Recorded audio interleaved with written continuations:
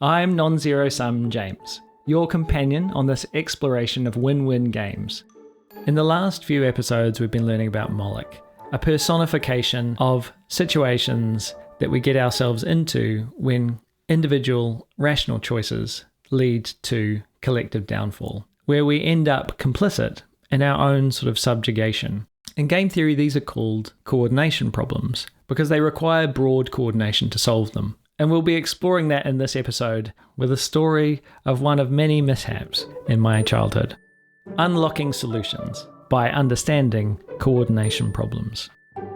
When I was 11, I disassembled the lock to our back door, and as I opened the housing, it exploded, scattering 6 tiny brass pellets onto the floor. I discovered, too late, that a lock of this type contained spring-loaded cylinders of different heights corresponding to the teeth of the key. If you look at the icon for this episode, you'll see a little diagram of how this works. I struggled for hours trying to get the little b****s back in, but it was futile. Eventually, my long-suffering parents called the locksmith. The reason fixing the lock was so difficult was not only because it was spring-loaded, but because I had to find the right combination and hold them all in balance as I put it back together. I just couldn't coordinate everything. Coordination problems. We sometimes run into problems where a number of factors have to be addressed simultaneously in order for them to be effective at all. One weak link can ruin it for the rest. Game theory calls these coordination problems. The fact that they are so much more difficult to solve than other problems means that many of the problems remaining in the world today end up being coordination problems. Poaching. An example of a system requiring more than one problem to be solved at once is poaching. If you police poaching behaviour but don't address the buyers, you are left with the perpetual cost of policing because the demand remains. If you address the buyers, the poachers, who are likely living in poverty, may just move on to some other criminal behaviour. Daniel Schmachtenberger tells the story of eliminating elephant poaching in one particular region in Africa. The first one I noticed when I was a kid was trying to solve an elephant poaching issue in one particular region of Africa that didn't address the poverty of the people, that had no mechanism other than the black market on poaching, didn't address people's mindset towards animals, didn't address the macroeconomy that created poverty at scale. So when the laws were put into place and the fences were put in place to protect those elephants in that area better, the poachers moved to poaching other animals, particularly in this situation rhinos and gorillas, that were both more endangered than the elephants had been. Schmachtenberger explores the concept on a much grander scale with the issue of the meta-crisis, which will be the subject of a later episode. The Anna Karenina principle. Another illustration of coordination problems comes from the opening line of the novel Anna Karenina. Every happy family is the same, but every unhappy family is unhappy in its own way. The point being made here is that, according to Tolstoy, a happy family needs to have everything aligned. So all such families share many traits. But for a family to be unhappy, only one major problem is required. So an unhappy family can have wealth, but also have an abusive family member. Another might have love, but no money. Or they could have a strong social network, but one that is toxic and unhealthy. They could be strong and healthy, but loveless. Now, the unhappy families above include the traits of love, financial security, health, and strong social bonds. But it makes no sense to say that this means that those characteristics are failed strategies for a happy family. If a family has all of those attributes, they'll probably be pretty gosh darned happy. In this way, a happy family is a coordination problem. Civilization's historical coordination problem. In Guns, Germs and Steel, Jared Diamond uses a geographical determinist model to explain the different rates of development in different regions throughout human history. He points to the Anna Karenina principle to explain how, in the history of civilizational development, one missing ingredient in any culture's journey was enough to put them behind. A lack of domesticable animals, grains and seeds that were too small, a north-south geographical alignment rather than an east-west one, so a land mass that is long and tall rather than short and wide, or even conditions that were too ideal for remaining hunter-gatherers.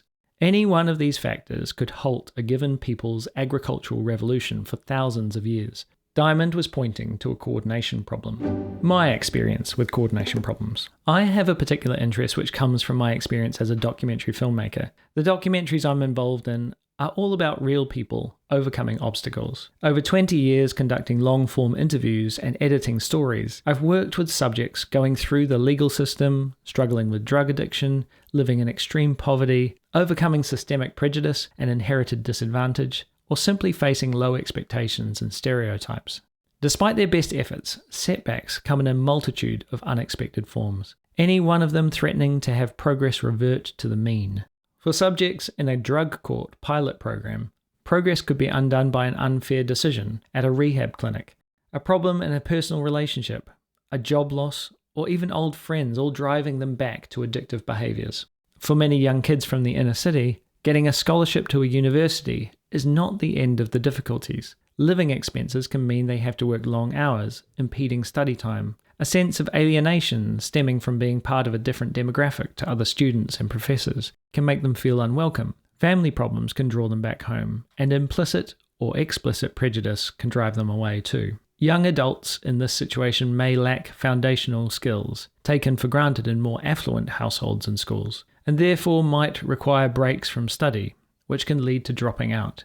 They might have developed unhelpful habits or attitudes formed in teen years, or a sense of identity tied up with being part of a historically maligned group, affecting confidence and performance.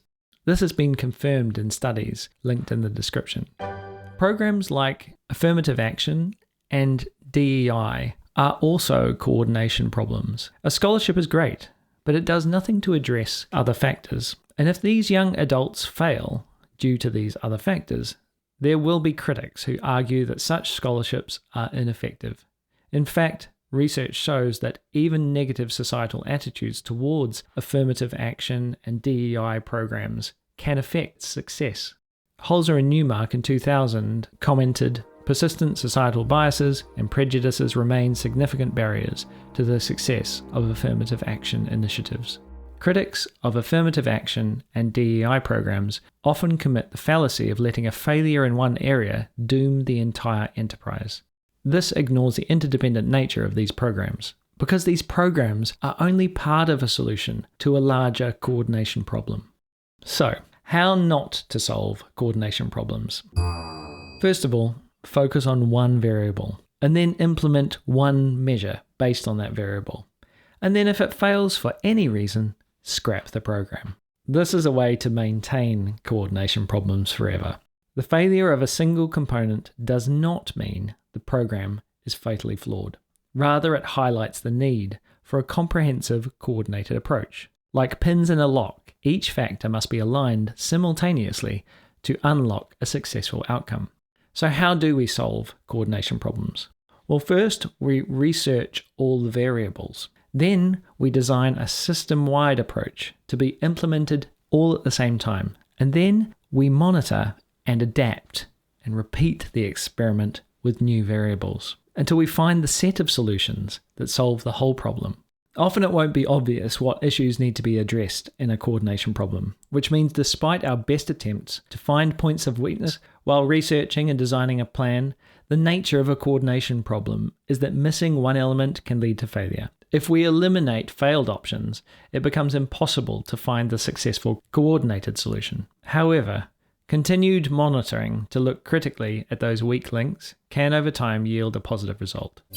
Many wraparound programs have developed in this way, such as Berkeley's Strengthening Academic Achievement of Students from Underrepresented Groups, an admittedly overly verbose name for a program. Then there's the University of Michigan's Comprehensive Studies Program and Georgetown University's Community Scholars Program. These have successfully increased retention, GPAs, and graduation rates among minority students. And yet, these solutions are still only focused on a short period of a young person's life. There are still many opportunities to plug holes in the sink of potential between birth and college and beyond. So, coordination problems are a particular type of non-zero-sum game, and they are all around us. Until they are solved, they are very much a negative sum game, a Molochian system. The key to solving coordination problems, including affirmative action and DEI is understanding all variables, designing a system-wide approach, and not letting a failure in one area doom the enterprise. In the shaping of stories for the documentaries I make, there is a pressure to find the happily ever after story. This is a function of the fact that audiences want to be inspired and see the underdog win the championship. But the truth is, this is largely a fiction. People facing significant social barriers fail more often than not. There are statistical realities that can't be addressed by a naive appeal to heroic narratives. Statistical problems require systemic solutions. Coordination problems are the hardest of these problems, but with optimism, patience, and iteration, I think we can solve them. Thanks for listening. As per usual, comment over on the site, and please, at this stage, if you're enjoying this, maybe share it with your friends.